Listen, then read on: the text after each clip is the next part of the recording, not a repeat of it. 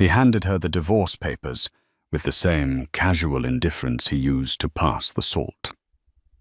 After 10 years of marriage, Gregory Stanton decided his wife Catherine was an outdated model ready to be traded in for someone younger, sleeker, his secretary.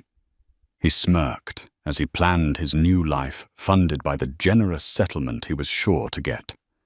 He saw Catherine as a quiet, unassuming artist, a woman he had long since outgrown. What he forgot, what he so foolishly overlooked, was her last name, Vance. He had married the daughter of Harrison Vance, a man who didn't just play the game of high finance.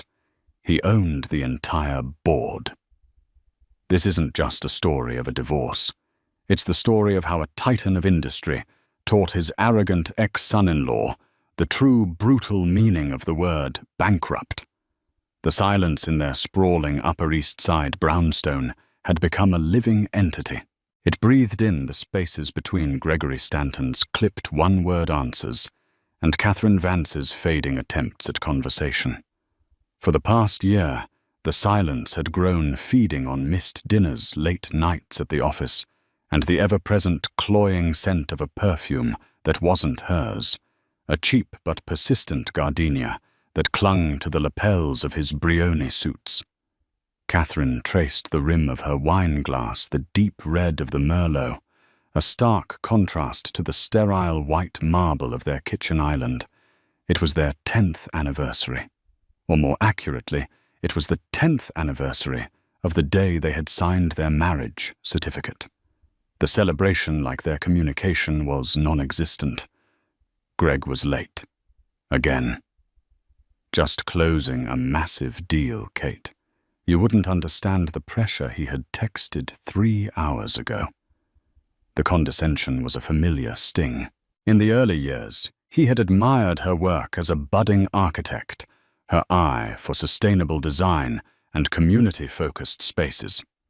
Now he called it her little hobby, a quaint pastime for a woman who didn't have to worry about a real career. He had forgotten that her little hobby had won the prestigious Pritzker Architecture Prize nomination 5 years ago, an achievement he had dismissed as a fluke. Her career was built on creating foundations, on understanding the load-bearing walls and the structural integrity required to make something last. She saw the cracks in their own foundation with a painful clarity. They were no longer hairline fractures. They were gaping fissures, threatening to bring the whole facade crashing down. The source of the poison had a name, Jessica Thorne, his executive assistant. Greg had hired her a year ago, praising her efficiency and go-getter attitude. Catherine had met her once at a company gala. Jessica was all sharp angles and a predatory smile, her eyes lingering on Greg a moment too long. She had called Catherine Mom, the word dripping with a syrupy feigned respect that felt more like an insult. The evidence had been a slow, insidious trickle. The late-night texts he'd laugh off as urgent work matters. The credit card statements with charges for lunches at intimate French bistros Catherine had never been to. The way he now guarded his phone as if it were a state secret. Catherine wasn't a fool, but she was a romantic, a believer in the vows they had taken. She had tried to talk to him to bridge the chasm that had opened between them, but it was like talking to a brick wall, a handsome, impeccably dressed brick wall. At 10:47 p.m., the front door finally clicked open.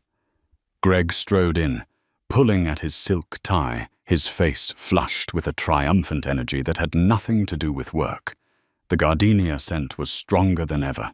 "We did it," he announced, tossing his briefcase onto a leather armchair. "We landed the Oakhaven development contract." "This is it, Kate. This is the big one. Stanton Innovative Designs is going to the next level." He didn't mention their anniversary. He didn't ask where she had been or how her day was. He walked straight to the liquor cabinet and poured himself a generous measure of Macallan 25. Catherine's voice was quiet, almost a whisper against the vastness of the room. "Congratulations, Greg." He took a long swallow of the scotch, his back to her. "This changes everything. No more small-time projects. We're in the major leagues now." She finally looked up from her wine, her heart a cold, heavy stone in her chest. "Does it change us, Greg?" He turned, and for the first time she saw the annoyance in his eyes wasn't veiled. It was raw and impatient. "What is that supposed to mean? I'm out there building an empire for us, and you're asking me cryptic questions." "I'm asking if you're happy," she said, her voice gaining a sliver of strength. "If we're happy." He let out a short, bitter laugh. "Happiness is a luxury, Kate. Success is a necessity." "I thought you of all people would understand that." "Your father certainly does." The mention of her father, Harrison Vance, was a deliberate jab. Greg had always had a complicated relationship with his father-in-law's immense wealth and power. He was both desperate for his approval and resentful of his shadow. Harrison Vance was a corporate leviathan, the chairman of Vance Global Holdings, a conglomerate with interests in everything from logistics to biotechnology. He was a name that made markets tremble. To Greg Harrison was the ultimate benchmark of success, a benchmark he was pathologically driven to meet on his own terms. "My father has nothing to do with this," Catherine said steadily. "This is about you and me. This is about your assistant." The name hung in the air between them, unspoken but deafening. Greg's face hardened, his affable mask crumbling away to reveal the cold, hard ambition beneath. He set his glass down with a sharp click. "You're right," he said, his voice devoid of all warmth. "This is about you and me. And it's over." The words hit her with the force of a physical blow. She felt the air leave her lungs. "What?" "It's over." "Catherine," he repeated, walking towards the grand staircase, already mentally moving on. "I want a divorce. I've been meaning to tell you, but I was waiting for the Oakhaven deal to close. It simplifies things. 10 years of life, love, and shared dreams reduced to a matter of convenient timing. You're leaving me. For her." The question was a choked whisper. Greg paused, his hand on the banister. He didn't even have the decency to deny it. "Jessica understands me. She understands my ambition. She's not content to sit on the sidelines and sketch buildings for non-profits. She wants to be in the arena." He looked at Catherine, and his expression was one of pity. It was the most insulting thing he could have done. "We've just grown apart, Kate. It happens. People change." Catherine stood frozen, her wine glass clutched in her hand. The silence she had been living with for a year suddenly erupted into a deafening roar in her ears. He was throwing her away. He was discarding their life together for a cheaper fare and a bigger contract. He continued up the stairs, his footsteps echoing in the cavernous space. "My lawyer will be in touch with yours tomorrow," he called down. "Let's try to be civilized about this. I'll be generous, of course. For old times' sake." As he disappeared into their bedroom, the room they had shared for a decade, to pack a bag, Catherine slowly lowered her hand.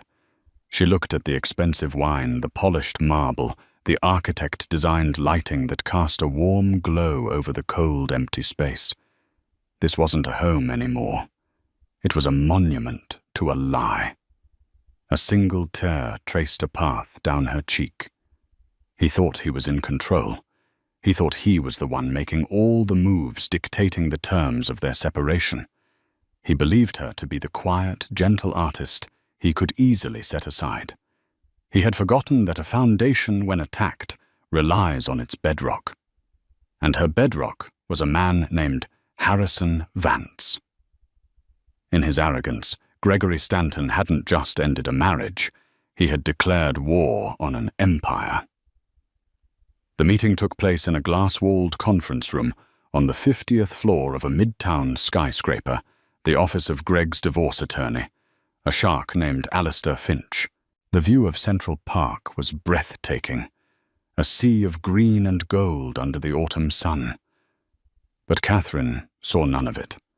Her world had shrunk to the polished mahogany table and the smug faces of the two men sitting opposite her and her lawyer, a calm, methodical man named Robert Abernathy. Abernathy was her father's man, dispatched the morning after Catherine's tearful late-night call to Harrison. He was in his late 60s, with a mind as sharp as a shard of glass and a loyalty to the Vance family that was absolute.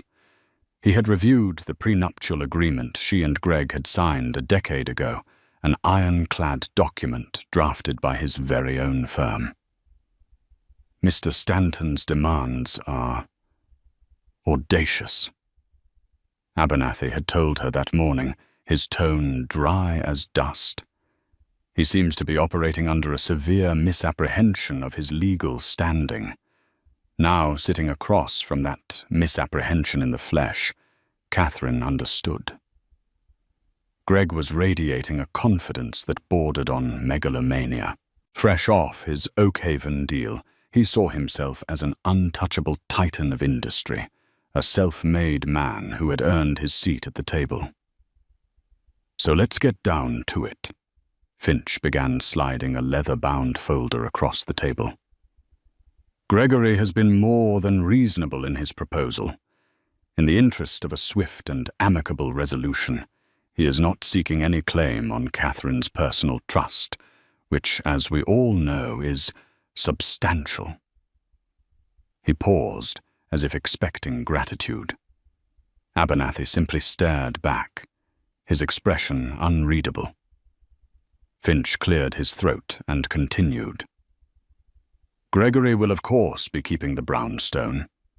He considers it the primary asset of the marriage, a reflection of his success.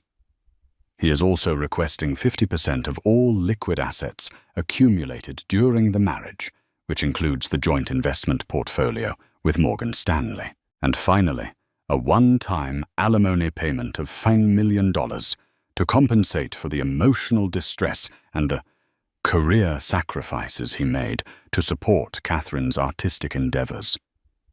Catherine felt a bubble of hysterical laughter rise in her throat. Career sacrifices. He had openly mocked her work for years.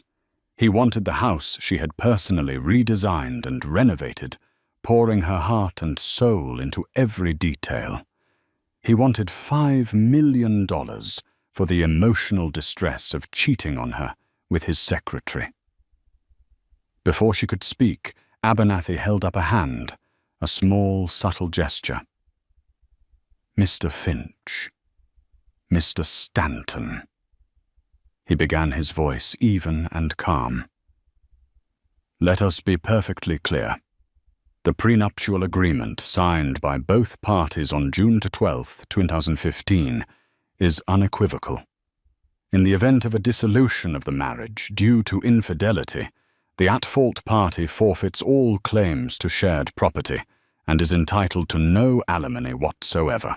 Greg scoffed, leaning back in his chair with a theatrical sigh. Oh, come on. That infidelity clause is archaic. It'll never hold up in court. Who's to say who was at fault? Marriages are complicated. Are they? Abernathy asked, his eyes locking onto Greg's.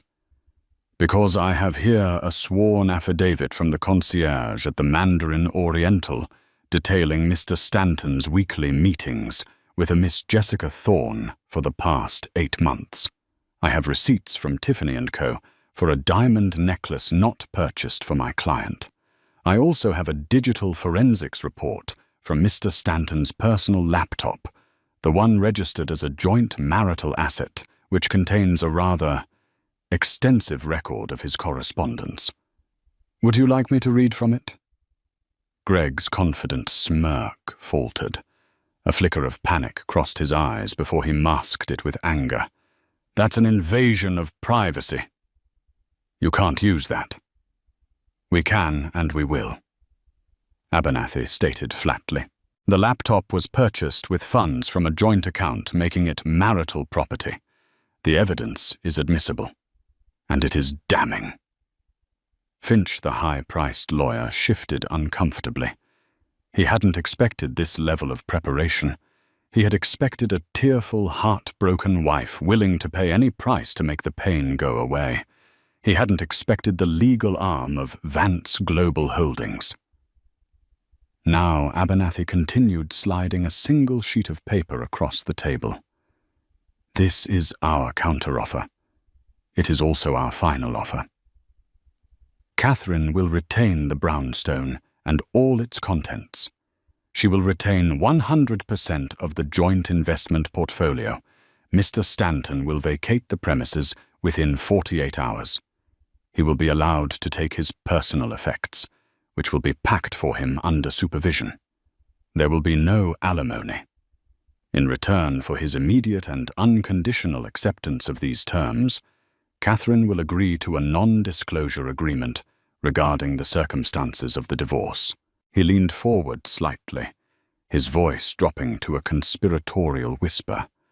"I imagine the board of the Oakhaven Development Group, a notoriously conservative bunch, might take a dim view of their new partner's moral character if certain details were to be leaked to the press. Reputational risk, I believe they call it." The threat was clear, cold, and utterly terrifying. Greg's face went from pale to a blotchy, furious red. He was being cornered, outmaneuvered at every turn. He looked at Catherine, expecting to see triumph in her eyes, but all he found was a deep, profound sadness. This was the man she had loved, reduced to a petty, greedy stranger. "This is because of him, isn't it?" Greg spat, his voice trembling with rage. "This is your father. You ran crying to Daddy, and he sent his pit bull to clean up your mess. You can't do anything on your own. Can you, Kate?" The insult meant to wound her barely registered. She had spent a decade trying to prove she was more than just Harrison Vance's daughter. She had built a career, a home, a life, all in an attempt to stand on her own 2 feet. And in the end, when the man she had given that life to tried to burn it all down, it was her father's power that was her shield. The irony was not lost on her. "Sign the paper, Greg," she said, her voice finding a strength she didn't know she possessed. "It's over. Just sign it and go."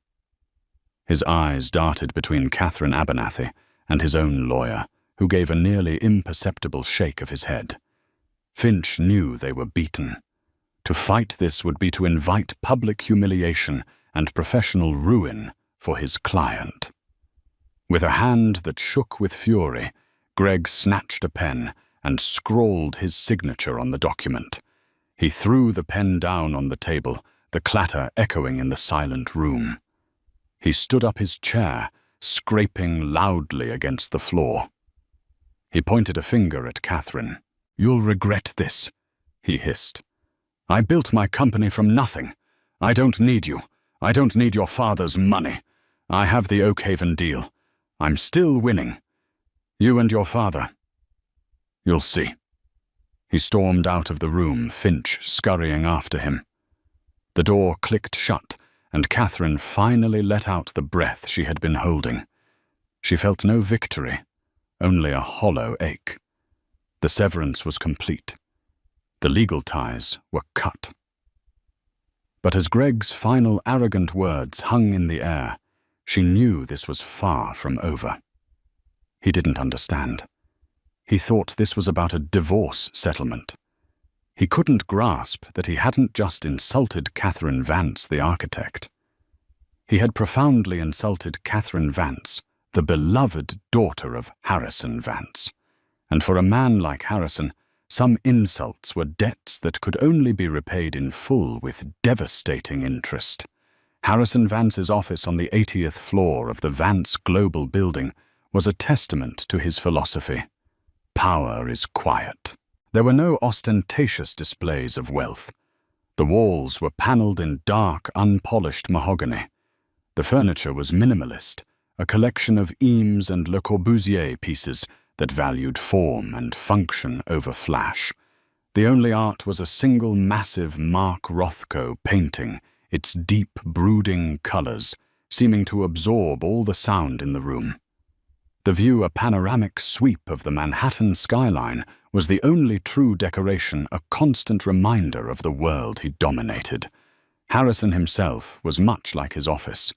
At 72, he was lean and impeccably dressed in a bespoke suit that cost more than most cars. His hair was a shock of perfectly coiffed silver, and his eyes, a piercing shade of blue, missed nothing. He moved with a deliberate, unhurried grace that belied the ferocious speed at which his mind worked. He was a predator who had no need to roar. His very presence was enough to silence a room. He had listened to Catherine's initial call 2 days ago, with a stillness that would have unnerved anyone who didn't know him. He didn't interrupt. He didn't offer platitudes. He simply absorbed the details of his daughter's pain and Gregory Stanton's betrayal. When she finished, her voice thick with tears, he had said only 4 words: "I will handle it." Now he sat behind his vast desk, not looking at the city, but at a single tablet displaying a complex flowchart. Robert Abernathy sat opposite him, having come directly from the meeting with Greg and his lawyer. He signed. Abernathy reported his voice neutral. He was belligerent, but he signed. He will be out of the brownstone by Friday. Harrison nodded slowly, his gaze still fixed on the tablet. His final words: arrogant. He believes the Oakhaven deal makes him invincible. He credited himself with building his company from nothing and stated that he didn't need Catherine or her family's money. A rare, cold smile touched Harrison's lips. It did not reach his eyes. From nothing. That's a rather creative interpretation of history. He tapped the screen of his tablet. I've had my analysts at Kroll run a deep dive on Stanton Innovative Designs. A fascinating read. He swiveled the tablet for Abernathy to see. It was a detailed history of Greg's company from its inception. Seed money, Harrison said, pointing to the first entry. $500,000. The official records list it as an inheritance from a distant aunt. In reality, it was an anonymous wire transfer from a subsidiary of a Vance Global Trust, a wedding gift I made to Catherine, which she then loaned to her ambitious new husband, so he could feel like he was building something himself. He tapped the screen again. His first major contract, a boutique hotel in Soho. The developer, a Mr. Peterson, was remarkably accommodating on his terms. Coincidentally, Mr. Peterson's construction firm had a $40 million loan with Gibraltar Financial, a bank where Vance Global holds a 19% stake. A quiet word from me to the bank's chairman ensured Mr. Peterson was receptive to the promising new architect. He continued down the list.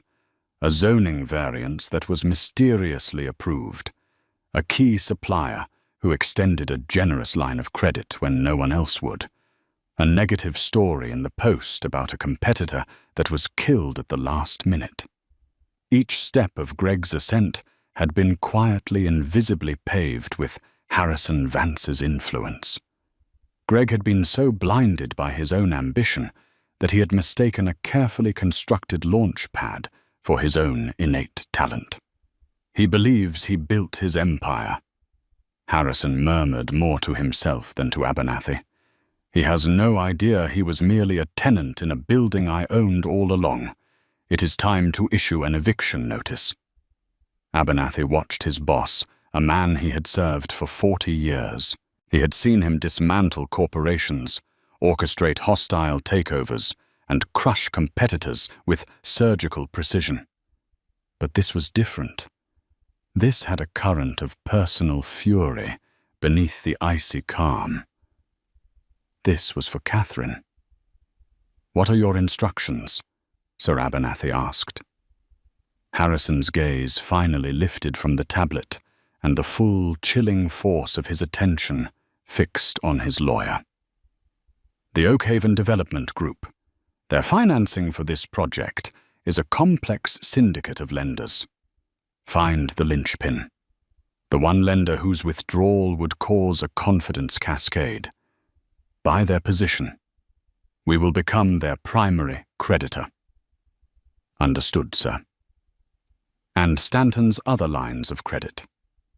Stanton Innovative Designs is leveraged to the hilt," Harrison said, his voice dropping. He used projected earnings from the Oakhaven deal to secure a massive expansion loan from Gibraltar Financial, the very bank we helped him with years ago. "I had a conversation with Chairman Reynolds this morning. A very pleasant chat. We discussed risk management. I expressed my concern about overexposure to the volatile commercial real estate sector. Gibraltar will be calling in his loan, citing a material adverse change clause. The full amount will be due in 30 days. 30 days. It was a death sentence for a company like Greg's.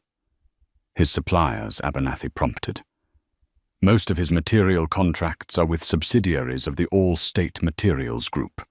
As you know, our pension fund is their largest institutional investor. They will be informed that, due to a strategic review, all credit terms with Stanton Innovative Designs are revoked. Payment will be required up front for all future orders, immediately. The strategy was brutally elegant. It wasn't a frontal assault. It was a systemic strangulation. Harrison wasn't just going to knock Greg down.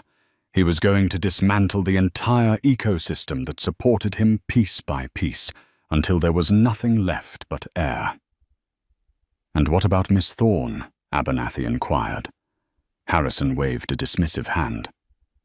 "The secretary. She is a symptom, not the disease. She is drawn to power and money. When those are gone, she will vanish like the morning mist. She is beneath my notice." His focus was solely on Greg. The boy's arrogance is his fatal flaw. He flew close to the sun, believing he had built his own wings. He is about to discover they were made of borrowed feathers. And I am recalling the loan. He stood up and walked to the vast window, clasping his hands behind his back as he looked down at the city below. He saw it not as a collection of buildings and people, but as a complex network of power, influence, and debt. A system he knew how to manipulate better than anyone alive. "He hurt my daughter." "Robert Harrison," said his voice a low, dangerous growl. "He took her love and her loyalty. And he treated them like disposable assets. He thought my family's name was a tool for him to use. He is about to learn that it can also be a weapon of unimaginable weight." Down below, somewhere in that concrete jungle, Gregory Stanton was probably celebrating toasting his freedom and his bright future with his mistress. He was blissfully unaware that a silent, patient predator perched high above the city had just marked him as prey. The hunt had begun. The first tremor hit on a Tuesday.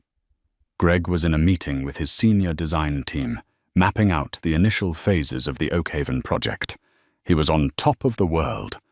The divorce was a minor annoyance, a footnote in his grand ascent. He had Jessica by his side. He'd even promoted her to Chief Operating Officer, a title that came with a corner office and a staggering salary. He felt liberated, powerful, and unstoppable. Then his phone buzzed. It was his CFO, a perpetually nervous man named David Chen. You need to see this, David said, his voice tight with anxiety. Now. Greg excused himself from the meeting and strode to David's office. On the screen was an email from the Oakhaven Development Group. It was a terse, formal notice, citing unforeseen shifts in their financing structure. They were putting the project on indefinite hold. What the hell does that mean? Greg demanded. We have a contract. It means they're pulling out. David said, his face pale. The contract has a termination clause, Article 7B. If their primary financing is withdrawn, they can dissolve the agreement with a penalty payment. The penalty is a fraction of what the project is worth. Greg felt a jolt of cold fear. Their financing was solid. It was with a consortium led by Deutsche Bank. Was David stressed? According to my source, a private equity firm, Blackwood Capital, bought out Deutsche Bank's position last week.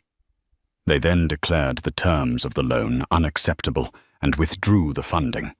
The whole consortium collapsed. Blackwood Capital. Greg frowned. I've never even heard of them. They're new, but they're aggressive. Rumor is they're a front for a much bigger player. A bigger player. The words echoed ominously in Greg's mind. He spent the rest of the day on the phone, yelling at lawyers and contacts at Oakhaven, but it was like punching a ghost. The decision was final. The deal that was supposed to make him a legend was gone. The next day, the second tremor hit. It was a call from Mark Reynolds, the chairman of Gibraltar Financial. Greg had golfed with him. He considered him a friend. Greg, my boy. Terrible news. Reynolds said, his voice oozing a practiced, insincere sympathy. The board had a risk assessment meeting. Given the collapse of the Oakhaven deal, we're seeing a material adverse change in your company's financial outlook. We have to call in the $20 million expansion loan. As per the covenant, it's due in 30 days. The phone felt slick in Greg's sweating palm. 30 days. Mark, you can't be serious. That's impossible. My hands are tied. Greg, the board is spooked. You know how it is. Greg didn't know how it was. He had never been on this side of the phone call before. He had always been the one in favor, the one whose risks were underwritten. Now, suddenly, he was a liability. The tremors were becoming an earthquake. He called his suppliers at All State Materials Group to arrange the steel and concrete for a smaller, ongoing project. The purchasing manager, a man who had been whining and dining him for years, was suddenly cold and formal. I'm sorry, Mr. Stanton. Our corporate policy has changed. All future orders with your firm will require 100% payment up front via wire transfer before we can process them. Up front. We have a net 60 credit line with you. Greg roared.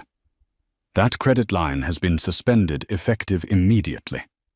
I'm sorry. It's a decision from corporate. Panic, cold and sharp, began to claw at Greg's throat. This wasn't bad luck. This wasn't a market downturn. This was a coordinated attack. One by one, the pillars holding up his business were being kicked out from under him. The Oakhaven deal, his bank financing his supply chain, all gone within 48 hours. He retreated to his office, the grand space he had designed as a monument to his own success. It now felt like a tomb. Jessica came in her usual confident swagger, replaced by a nervous energy. "Greg, what's going on?" she asked, her voice high-pitched. "My new company, Amex, was just declined. The company accounts are frozen. It's a temporary cash flow problem," he snapped, running his hands through his hair. "I'm handling it." But he wasn't handling it. He was drowning. He spent the next week frantically calling every financial institution and private investor he knew, trying to secure a bridge loan to pay back Gibraltar. The answer was always the same: a polite but firm no. It was as if a memo had gone out across Wall Street. Gregory Stanton is poison. His carefully curated network of friends and contacts evaporated. Calls went unreturned. Invitations to lunch were politely declined. The men who had clapped him on the back and called him a genius a week ago all looked through him at industry events. Jessica's support began to curdle into resentment. The shopping sprees stopped. The lavish dinners were replaced by tense nights eating takeout in the half-empty brownstone. Catherine's things were gone packed and removed with ruthless efficiency, leaving sterile, empty spaces that mocked him. "You promised me we were going to the top, Greg," Jessica said one evening, her voice sharp with accusation as she looked at a past due bill for her new Mercedes. "This doesn't feel like the top. This feels like a sinking ship." "I just need more time," he insisted, his desperation palpable. "Someone is doing this to me. This is a targeted attack." "Who would do this?" she scoffed. "You're not that important, Greg." But as she said it, a chilling thought, a memory surfaced in Greg's mind. He remembered Abernathy's calm, cold eyes in the conference room. He remembered Catherine's quiet sadness. And he remembered his own arrogant parting shot. "You and your father. You'll see." He had thought it was a threat he was making to them. What if it was a prophecy about himself? He stumbled to his desk and pulled up a Financial News terminal. He typed in Blackwood Capital, the mysterious firm that had torpedoed his deal. There wasn't much information, just a registered address in Delaware and a list of managing partners he didn't recognize. He started cross-referencing the partners' names. One of them, a John C. Riley, had previously served on the board of a biotech company. He dug deeper. That biotech company had been acquired 3 years ago by Vance Global Holdings. The blood drained from his face. It wasn't a coincidence. It was a signature. He then searched for Allstate Materials Group's largest investors. The top of the list was the Vance Global Employee Pension Fund. Finally, he looked up the board of directors for Gibraltar Financial. 3 of the 12 members had direct ties to companies within the Vance Global Empire. It was all connected. Harrison Vance. It wasn't a loud, angry declaration of war. It was a silent, systematic execution. Harrison hadn't come at him with a sword. He had simply made a few quiet phone calls, pulled a few invisible levers, and re-engineered Greg's reality. He had cut off the oxygen and was now just waiting for him to suffocate. Greg stared at the screen, the intricate web of connections, spelling out his doom. His company wasn't a house of cards because it was weak. It was a house of cards because Harrison Vance had owned the table it was built on the entire time. And now he was simply quietly clearing it off. The final 30 days of Gregory Stanton's professional life were a masterclass in psychological torture. Every morning brought a fresh hell. Valued employees, smelling the blood in the water, began to tender their resignations. Subcontractors filed liens against his projects for non-payment. The IRS sent a notice of an impending audit. The edifice of his success was not just cracking. It was being pulverized into dust, and he was trapped inside. He became a ghost, haunting the halls of his own company. He stopped sleeping, fueled by a toxic cocktail of caffeine and terror.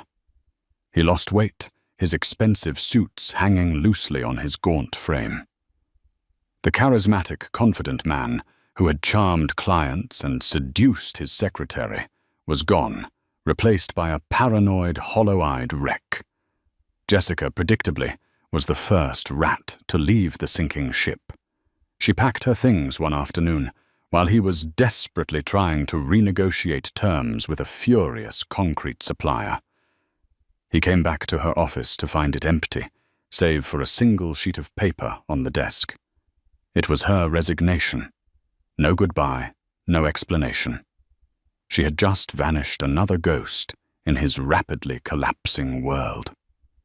He later heard she'd taken a job with his biggest competitor, no doubt using the proprietary information she'd gleaned from him as her signing bonus. The day of the reckoning arrived with a cold grey drizzle that mirrored the state of Greg's soul. It was the deadline for the Gibraltar financial loan repayment. He was sitting in his office, staring at a bank balance that was less than his monthly mortgage, when his assistant temp, the only one he could afford, told him a Mr. Abernathy was here to see him. Greg's heart hammered against his ribs. He felt a surge of pure, impotent rage. He straightened his tie, smoothed his hair, and walked out to the reception area, determined to face his executioner with some semblance of dignity. Robert Abernathy stood by the window looking out at the rain-streaked city. He was the same calm, immovable figure from the divorce meeting. He turned as Greg approached, his expression neutral. "Mr. Stanton," he said, his voice polite. "Thank you for seeing me." "What do you want?" Greg snarled. "Have you come to dance on the grave?" "Not at all," Abernathy replied smoothly.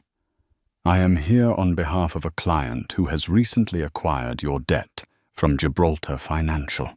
As you have defaulted on the payment, my client is now the primary lien holder on all assets of Stanton Innovative Designs, including its intellectual property, ongoing contracts, and all physical property."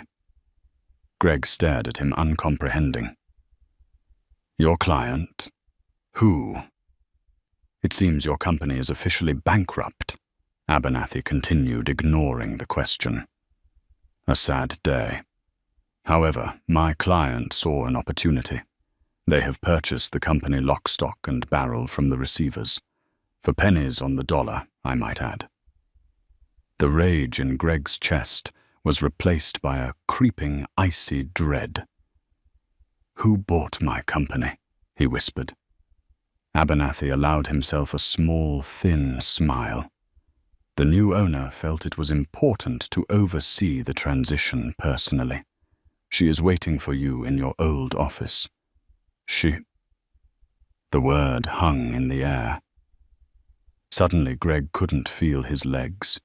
He stumbled past Abernathy, his mind refusing to process the implication. He pushed open the door to his office, the room that had been the center of his universe. And there she was. Catherine Vance was standing by his desk, not looking at him, but at the blueprints for the Oakhaven project, which were still tacked to the wall. She was not the heartbroken, tear-streaked woman he had left behind. She was dressed in a tailored navy blue power suit, her hair pulled back in a sleek, professional style. She radiated a quiet confidence and an authority he had never seen in her before. She looked powerful. She looked like her father. She turned to face him, her eyes calm and clear. There was no hatred in them, no anger. Just a cool, dispassionate assessment that was somehow more terrifying than any rage. "Hello, Greg," she said, her voice even. "Kate, what is this?" "What have you done?" he stammered. "Me." She raised an eyebrow. "I haven't done anything. I've been busy. I started my own firm. It's called Foundations. We focus on sustainable urban renewal. It's very rewarding." She gestured around the office. "This, however, is my father's work. A little side project of his. He can be very sentimental about family." Greg sank into one of the visitors' chairs, the fight finally draining out of him completely. "He ruined me." "No," Catherine said, her voice firm. "You ruined yourself, Greg. My father just removed the safety nets you never knew you had. He took away the invisible advantages, the favorable loans, the friendly suppliers. He made you stand on your own 2 feet, and you just collapsed. It turns out the empire you built was nothing more than a subsidized fantasy. She walked over to the wall and calmly began taking down the Oakhaven blueprints, rolling them up with practiced ease. What are you going to do with the company? He asked, his voice barely a whisper. We're dissolving it, she said simply.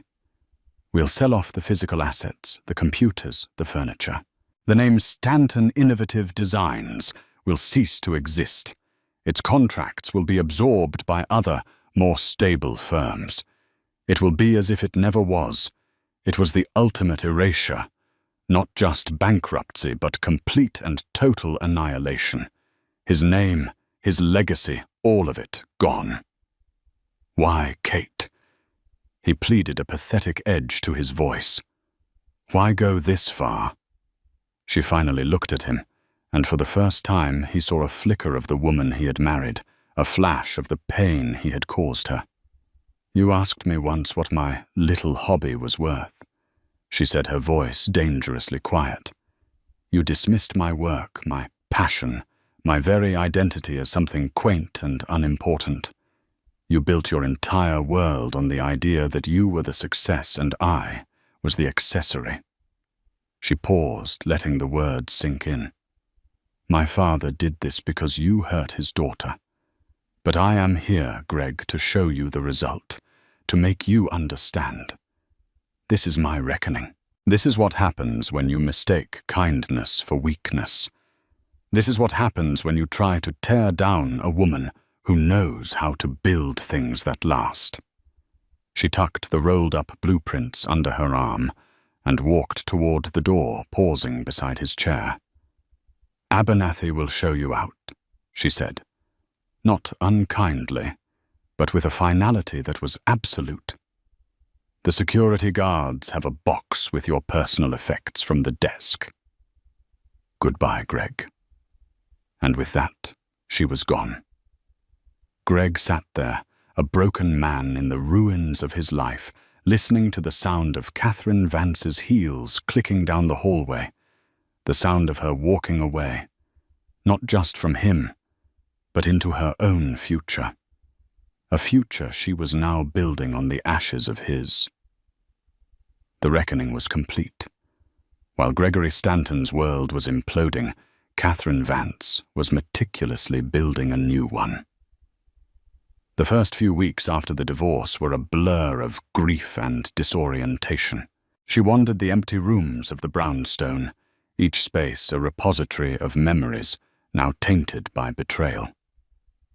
For a decade, her identity had been intertwined with his. She was Greg's wife. Now, in the hollow silence, she was forced to ask herself a question she had long ignored.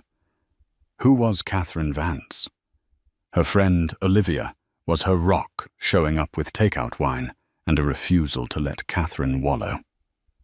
He was a fool, Kate, Olivia said one night as they sat on the floor of the cavernous living room.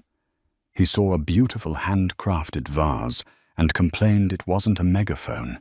His loss. It was Olivia who pushed her back into her work. That Pritzker nomination wasn't a fluke, she insisted. You have a gift. Use it. Build something for yourself. Literally. The idea took root. For years she had sublimated her own ambitions to support Greg's. His projects were always bigger, flashier, more important. Her focus on green materials, community spaces, and affordable, beautiful housing had been a quiet passion, something he'd tolerated rather than celebrated. Now there was nothing holding her back. She converted a spare wing of the brownstone into a design studio, trading expensive furniture for drafting tables and corkboard walls. She called her new firm Foundations Architecture, a name that was both a professional statement and a personal mantra. She would build things that were strong, honest, and designed to last. Her first move was to call her father, not for money, but for advice. "I'm starting my own firm," she told him, her voice steady and determined. Harrison Vance was silent for a moment on the other end of the line. When he spoke, there was a deep pride in his voice. "Good. What do you need?" "Nothing," she said quickly. "I don't want a handout, Dad. I need to do this myself. But I would like to pitch for the old Docklands redevelopment project. The one the City Council has been trying to get off the ground for years." It was a notoriously difficult project, mired in bureaucracy and community opposition. Most major firms wouldn't touch it. It was exactly the kind of challenge Catherine craved. "I will make sure your proposal is seen by the right people," Harrison said. "The rest is up to you." She poured everything into the proposal. She didn't just design buildings, she designed a community. She incorporated public gardens, a subsidized artists' co-op low-impact construction methods, and a beautiful modern library, funded by a grant she researched and applied for herself. She spent weeks meeting with community leaders, listening to their concerns, and incorporating their feedback into her designs. She wasn't just an architect imposing a vision. She was a collaborator. When she presented her plan to the City Council, she was no longer the quiet, unassuming woman who had stood in her husband's shadow. She was passionate, articulate, and brilliant. She spoke about creating a legacy not of glass and steel, but of community and belonging. She won the contract. It was a massive victory, one she had earned entirely on her own merit. The news sent a ripple through the architectural world. Foundations. Architecture. The new firm on the block had landed the unlandable project. Work became her therapy and her salvation. She hired a small, dedicated team of young, bright architects who shared her vision. Her studio became a vibrant hub of creativity and collaboration, a stark contrast to the toxic, ego-driven environment at Stanton Innovative Designs. She was in her element, doing the work she was born to do. She was happy. It was a deep, resilient happiness she hadn't felt in years. It was 3 months after she had last seen Greg that their paths crossed one final time. She was on site at the Docklands, overseeing the initial groundwork when she saw him. He was working as part of the demolition crew, a subcontractor hired by the main construction company. He was thin-weathered and almost unrecognizable in a hard hat and a dirty safety vest. The Brioni suits and Patek Philippe watch were gone, replaced by worn-out jeans and calloused hands. He saw her at the same time. His face flushed with shame, and he quickly turned away, hoping she hadn't noticed. But she had. Catherine felt a pang, not of pity, but of a strange, distant closure. This was the reality of his empire. Without her father's invisible hand, this was where his own talent and ambition had led him. She walked over her own hard hat, firmly in place. The crew boss saw her coming and immediately grew deferential. "Ms. Vance, everything to your satisfaction." "Everything's fine, Bill," she said, her eyes on Greg's back. "I was just wondering about that man over there. Is his work satisfactory?" Bill squinted. "Stanton. Yeah, he's okay. Grumbles a lot, but he shows up on time. Bit of a know-it-all for a guy swinging a sledgehammer, though." Catherine simply nodded. She could have had him fired. One word from her, and he would be gone. The thought flickered and died. There was no point. The war was over. She had already won. She walked away without another word. She didn't need revenge. Her success, her happiness, her thriving new life, that was the only statement that mattered. She was Catherine Vance, the architect, a builder, a creator. She was a phoenix who had not just risen from the ashes of a failed marriage, but had used those very ashes to fertilize the ground for a brilliant new beginning. As she looked out over the sprawling construction site at the foundation of the new community she was creating, she knew with absolute certainty that the best was yet to come.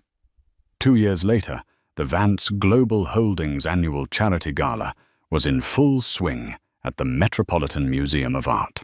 The grand hall was filled with the city's elite financiers, politicians, artists, and philanthropists. At the center of it all, standing beside her father, was Catherine Vance. She was no longer just Harrison Vance's daughter. She was a luminary in her own right. Foundations. Architecture was the most talked about firm in the city. The Docklands project, now nearing completion, was being hailed as a masterpiece of urban renewal, a model for cities around the world. It had won her a slew of awards, and this time no one dared call it a fluke. Catherine had become a powerful voice in her field, sought after for her innovative ideas and her unwavering integrity. She moved through the glittering crowd with an easy grace and a confidence that was born not of privilege, but of achievement. She wasn't the timid woman who had once shrunk from the spotlight. She was a woman who had built her own stage and was now comfortably commanding it. Her father watched her, a rare, genuine smile on his face. Their relationship had transformed. The protective, distant billionaire had become a mentor and a confidant. He saw her not as a fragile daughter to be shielded, but as a brilliant successor, a different kind of titan who built with compassion instead of ruthlessness. He had torn down Greg's world to protect her, but she had built her own world through her own strength. Later in the evening, as she was speaking with the mayor about a new public housing initiative, Robert Abernathy approached her quietly. "Catherine," he said with a respectful nod, "I thought you might be interested to know. Gregory Stanton was officially released from his bankruptcy protection last week. All debts settled, though he remains, for all intents and purposes, destitute." "And what is he doing now?" she asked, her curiosity clinical rather than emotional. "He is working as a draftsman for a small firm in New Jersey," Abernathy reported. "Low-level work. He designs strip malls and parking garages. Apparently his name is so toxic in the New York architectural community that it's the only work he could find." Catherine pictured it for a moment. Greg, the man who dreamed of gleaming skyscrapers, now hunched over a desk drawing parking space dimensions. There was a certain cosmic justice to it. He who had looked down on her little hobby was now engaged in the most soulless, anonymous work their field had to offer. And Miss Thorne, she found herself asking. She lasted 6 months at the competitor's firm before being let go for performance issues, Abernathy said with a hint of satisfaction. "Last I heard, she was a real estate agent in Westchester, a very competitive market." They were footnotes in a book she had long since finished reading. Their fates were no longer her concern. Her gaze drifted across the hall, landing on the lead engineer for her Docklands project, a kind, intelligent man named David Chen, the same CFO who had worked for Greg. She had hired him after Stanton Innovative Designs collapsed, seeing his talent and integrity. They had bonded over long nights working on the project, and a gentle, respectful romance had begun to bloom. He caught her eye and smiled a warm, genuine smile that held no agenda, only affection. She smiled back, a feeling of profound peace settling over her. Her life was full, not just with success, but with purpose, respect, and the promise of a love built on a true foundation of partnership. She had survived the betrayal and the heartbreak. She had emerged from the wreckage, not just intact, but stronger, truer to herself than ever before. Gregory Stanton had tried to demolish her life, But he had failed to understand a fundamental principle of architecture, a principle she now embodied. You can't destroy a structure by attacking its facade. Real strength, lasting strength, comes from the integrity of the foundation. And her foundation, built of self-respect, passion, and the unshakable love of her family, was and always would be unbreakable. She had not only rebuilt her life, she had created a stunning, enduring masterpiece. Catherine's story is a powerful reminder that the quietest people often have the most powerful allies, and that true wealth isn't in a bank account, but in self-respect and integrity.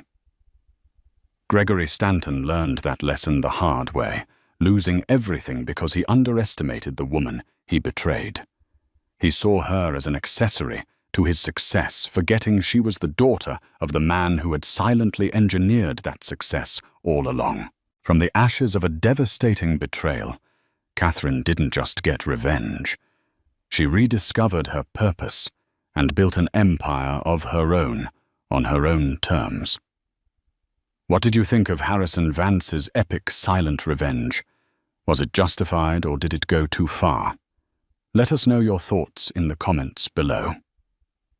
If you were moved by this story of justice and empowerment, don't forget to hit that like button, share this video with someone who needs to see it, and subscribe to our channel for more unforgettable tales of karma and consequence. Your support helps us bring these stories to life,